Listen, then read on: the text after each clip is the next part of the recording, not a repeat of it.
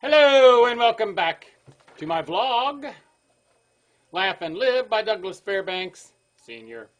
Chapter 5, Energy, Success, and Laughter. There are many essentials to success, but there is one that is of such importance that without it, all the others become as naught.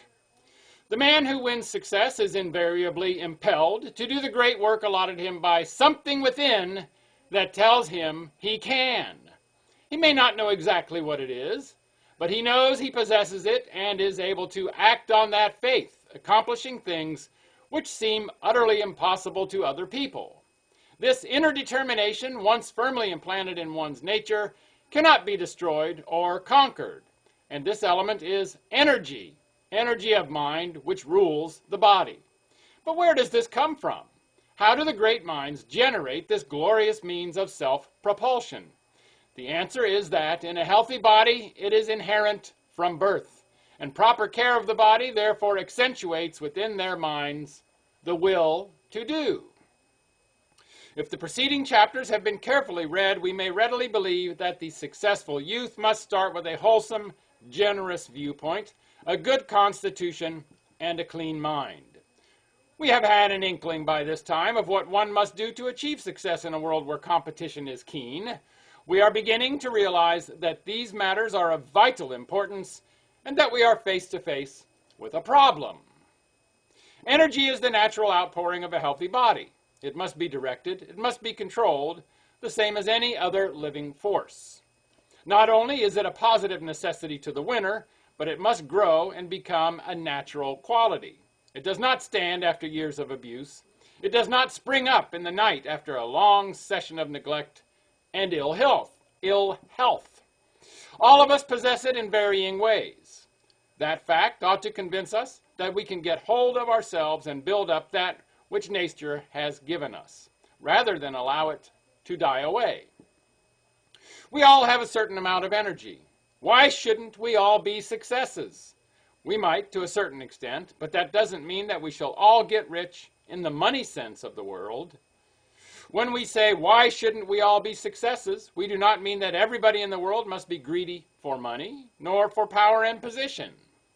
It does not mean that we should be selfish and eager to take everything away from the other fellow. On the contrary, it means that, with energy, we shall be successful according to our brain tendency. When going back to our second chapter, we find the phrase, taking stock of ourselves. Done rightly, that alone will inspire success. Now, if we are a little farther along on the way towards sane living and the ability to laugh, and we know that after this struggle is over, the battle is won, we must use the powers that self-analysis gives us to fight. The mere recognition of them is power, and we must not let them go to waste. Energy is like steam. It cannot be generated under the boiling point. In other words, half-heartedness never produced it, nor made it a practical working tool. We must be energetic in order to augment energy. We must have confidence along with it. The more, the merrier. The greater the confidence in ourselves, the greater the energy which brought it about. Some minds naturally feel confident. These are the lucky ones, the slender few who have grasped life's meaning at the start by taking stock before they were threatened with defeat. Success comes to them as easily as rolling off the proverbial log. They come sweeping along, conquering, sure of themselves, confident, aspiring, true to their inner selves, ready for work, unafraid of experiences, and sure of a smile when the clouds are darkest. This does not mean that these successes have exceptional ability. If that were the case, we would not waste time either in reading or writing about the matter. If we didn't feel that we were potentially able to become successes and possessed the elements of victory in our present makeup, not another moment would be spent on the subject. The very simplicity of this use of energy proves to us that it is a quality bubbling forth in the least of us and the strongest. It only needs to be put to work, and it becomes self-strengthening. Living in the open air, sleeping out of doors, taking the proper exercise, looking wholesomely upon life, believing in ourselves are all parts of the sane existence which lead to success and laughter.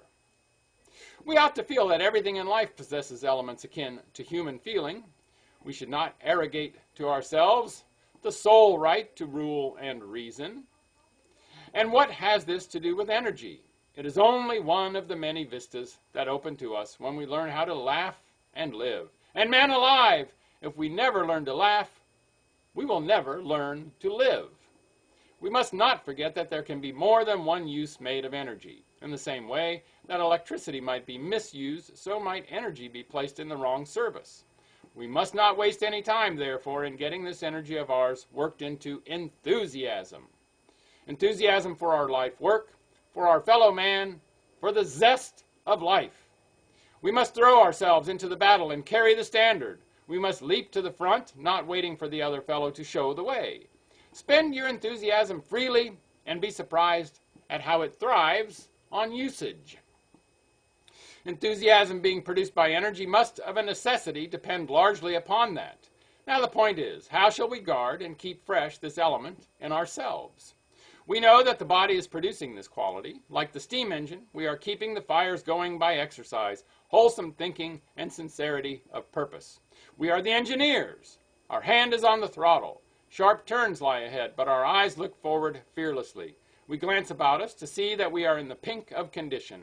We know that our mind is functioning properly and that the awakened confidence is already inherent in our natures and stands beside us night and day like the officer upon the bridge of the ship. Indeed, we are on our way. Out of energy and enthusiasm comes something else that must not be neglected. In fact, it must be cultivated and guarded from the very beginning: laughter.